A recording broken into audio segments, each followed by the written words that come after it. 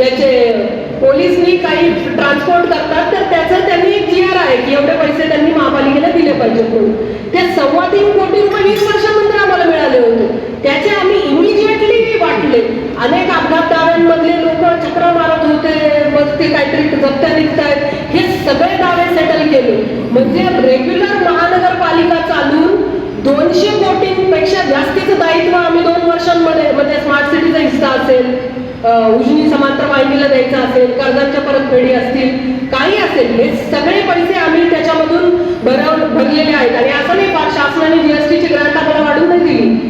जे आहे त्यातलं जे यांनी मुद्दा मांडला, बजेट नवीन लोकांना कळत नाही वगैरे वगैरे, हे बजेटमध्ये नुसतं पुस्तक नाहीये, त्याच्यात प्रत्येक गोष्ट तयार करताना अनेक हजारो हेड्स आहेत, त्याच्यात छोट्या छोट्या बाबी आहेत. ह्या सगळ्यांचा विचार करून, म्हणजे थोडक्यात शहर हे असं आहे, मी जी कामं सांगितले, हार्ट असतं, जिवंत माणसाचा हार्ट पंप, म्हणजे ते असं नाही ना हार्ट बाजूला काढून ठेवतो आणि इकडे काहीतरी करतो, ते हार्ट चालू ठेवून ज्या रोजच्या सुविधा आहेत त्या चालू ठेवून आम्ही इतर गोष्टी प्रोजेक्ट्स ज्या आहेत तर ते कम्प्लीट केलेले.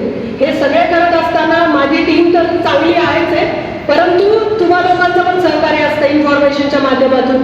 इतर अनेक अदृश्य हात असतात, ते काही आपण म्हणतो ना चांगल्या कामाला चांगले जास्त लोकांचे हात लागतात, तसे अनेक हात लागतात.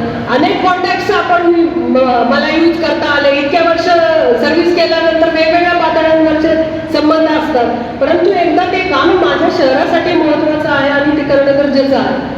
त्याच्यासाठी बरोबर मार्ग निघत जातात. कोणाला बोललं तर काय होतं, कुठून काय केलं तर काय होतं, असे अनेक विषय मार्गी लावण्याचा प्रयत्न मी 2.25 वर्षात केला.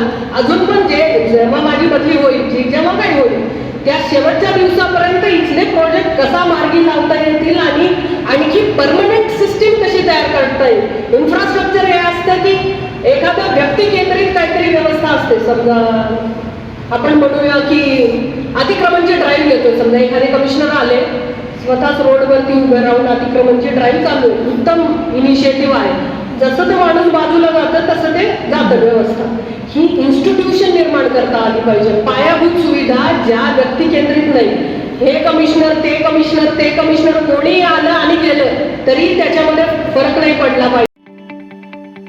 ताज्या बातम्या पाहण्यासाठी प्राईम महाराष्ट्र न्यूज चॅनलला सबस्क्राईब करा.